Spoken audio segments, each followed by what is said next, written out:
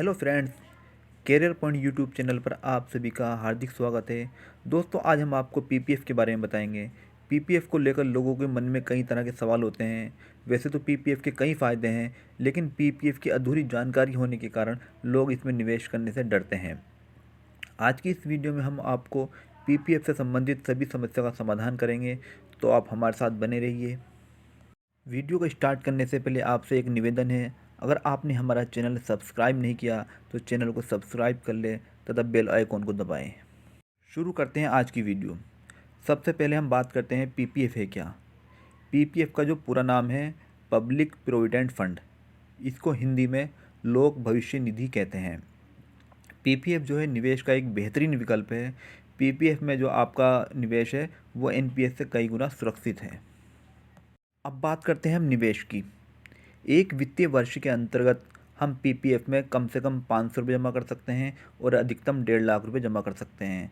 अर्थात हमें कम से कम 500 रुपये तो जमा करना ही पड़ेगा और 1.5 लाख से अधिक हम जमा नहीं कर सकते। आप किसी भी राष्ट्रीयकृत बैंक जैसे पीएनबी हुआ, एसबीआई हुआ में अपना पीपीएफ अकाउंट खुलवा सकते हैं। आप चाहे तो प्राइवेट बैंक में भी अपना अकाउंट खुलवा सकते हैं, एक्सिस बैंक हुआ, आईसीआई बैंक हुआ। इसके साथ पोस्ट ऑफिस में भी पीपीएफ अकाउंट खुलवाने का ऑप्शन होता है।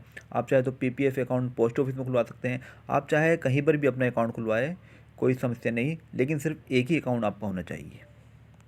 पीपीएफ अकाउंट खुलवाने के लिए हमें किन किन डॉक्यूमेंट्स की ज़रूरत पड़ती है, तो हमें सबसे पहले पीपीएफ खाता आवेदन फॉर्म चाहिए, जिसको फॉर्म ए बोलते हैं। नामांकन फॉर्म, ये दोनों फॉर्म हमें बैंक से मिल जाएंगे। इसके साथ हमें फ़ोटो चाहिए, पैन कार्ड और बैंक के केवाईसी मानकों के अनुसार पहचान प्रमाण पत्र जैसे आधार कार्ड। पीपीएफ के कई फ़ायदे हैं। जो मुख्यतः फ़ायदे हैं वो हम आपको बता देते हैं। आपके धन की जो गारंटी होती है वो सरकार की होती है। धारा 80C के अंतर्गत पीपीएफ निवेश पर टैक्स में छूट मिलती है। पीपीएफ निवेश पर अच्छे रिटर्न मिलते हैं। पीपीएफ अकाउंट की मैच्योरिटी 15 साल होती है, अर्थात आप 15 साल के बाद अपना पूरा पैसा निकाल सकते हैं। लेकिन मैच्योरिटी पीरियड से पहले भी कुछ शर्तें व नियम के अनुसार आप अपना पैसा निकाल सकते हैं। 5 परिस्थितियों में आप अपना पैसा निकाल सकते हैं। ज़रूरत पड़ने पर लोन, वक्त से पहले आंशिक निकासी, वक्त से पहले खाता बंद, मैच्योरिटी पर निकासी, खाता आगे बढ़ाने के बाद निकासी। एक एक करके हम आपको सभी के बारे में समझाते हैं। आपके खाते को अगर 2 वित्तीय वर्ष पूरे हो गए हैं तो आप अपने पीपीएफ खाते पर लोन ले सकते हैं।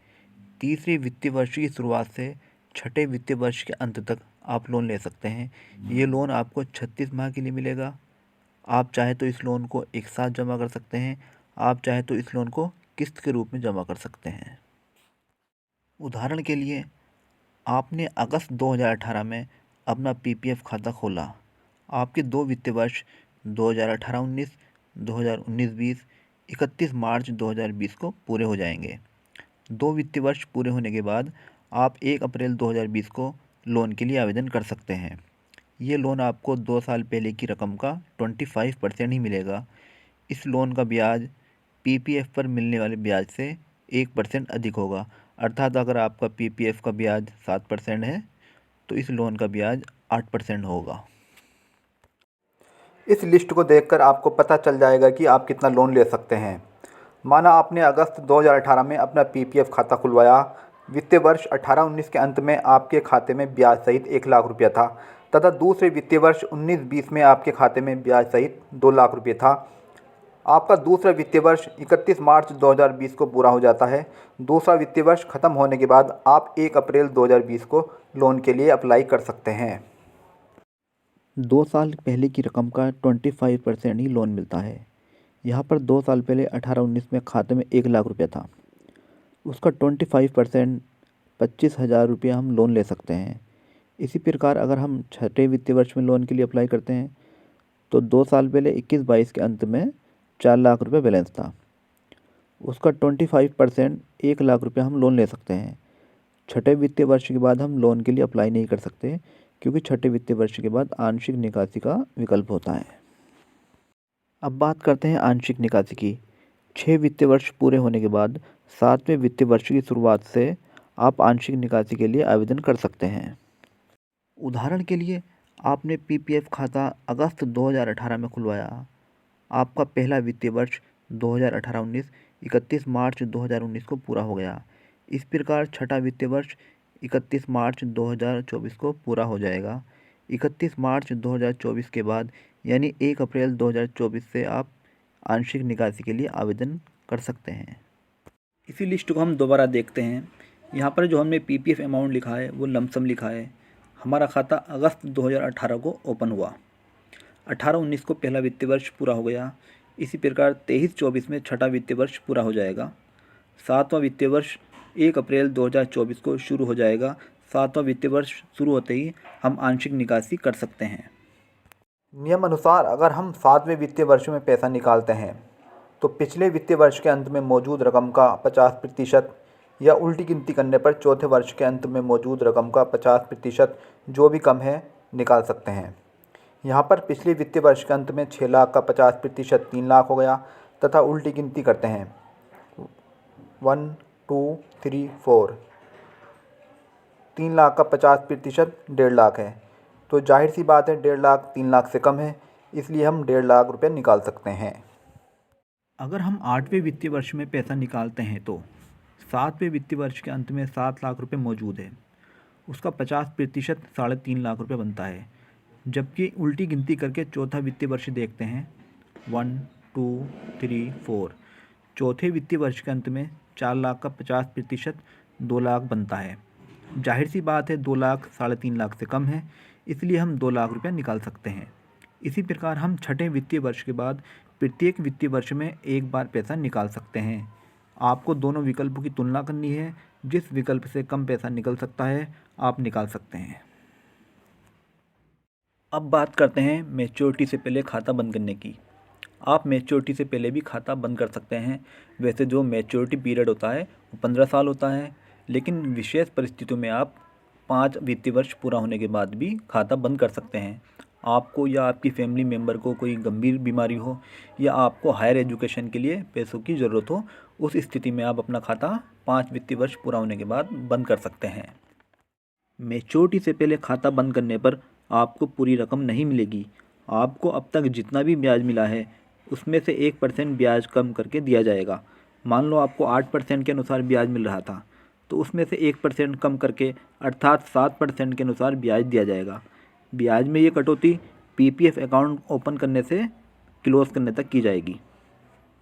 अब बात करते हैं मैच्योरिटी की बात की। मैच्योरिटी के बाद भी आपके पास ऑप्शंस होते हैं। आप चाहे तो ये खाता 5 साल के लिए बढ़ा सकते हैं, आप चाहे तो पूरा पैसा एक साथ ले सकते हैं, आप चाहे तो इस पैसे को 12 किस्तों में ले सकते हैं। ये आप पर निर्भर करता है कि आप क्या विकल्प चुनते हैं।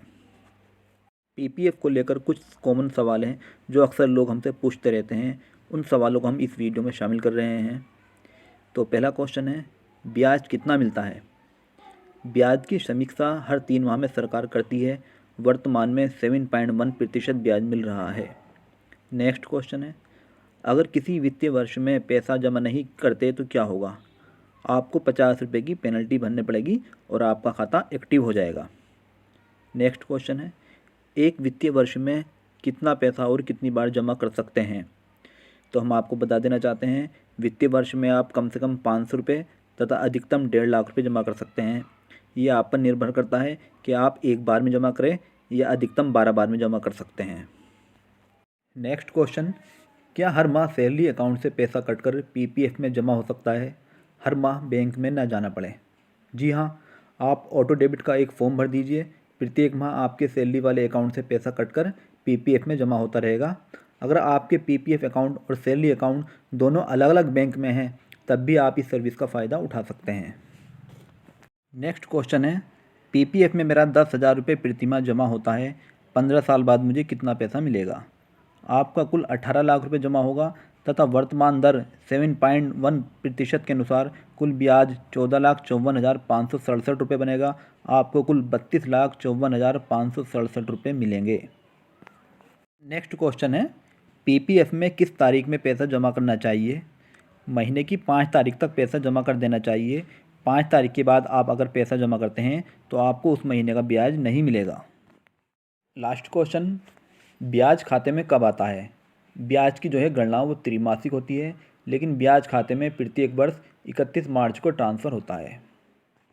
दोस्तों उम्मीद है कि पीपीएफ के संबंध में आपको पूरी जानकारी मिल गई होगी।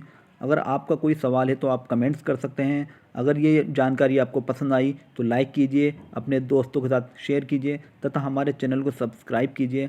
हम इस तरह के टॉपिक पर वीडियो बनाते रहते हैं जिससे आपको फ़ायदा पहुँचे। धन्यवाद।